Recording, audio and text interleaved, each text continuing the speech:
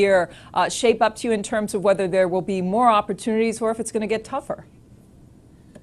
I think right now I'm fairly optimistic. Certainly there are a lot of issues, both U.S. and globally, but I'm optimistic because of what we started to see emerge in the last year in this country.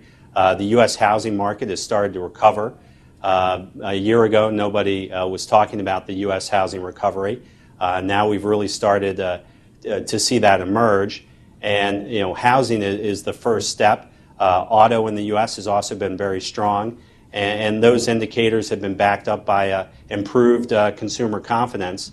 When you look at the industrial sector, it goes hand in hand with housing and auto, and so one of the larger sectors is non-residential, and that typically follows a residential recovery by 9 to 12 months. And so I'm actually very optimistic, given the underlying strength in housing, which is still well off the 2006 highs. Now, within the fund, you've got broad diversification in terms of types of industrials, machinery, aerospace, industrial conglomerates. Do you see the mix, the breakdown changing much through this year based on some of the trends you're spotting?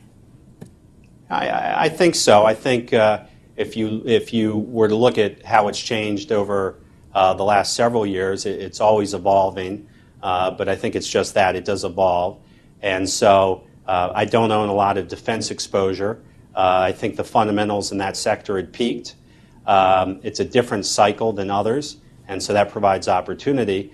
But the revenues in that sector and the margins were at 10-year highs, and so that's a sector that I've de-emphasized in the fund. And as I alluded to earlier, I think the trends for non-residential construction are very favorable, and that's going to lead me to taking a larger position in the machinery companies, which are heavily driven by construction.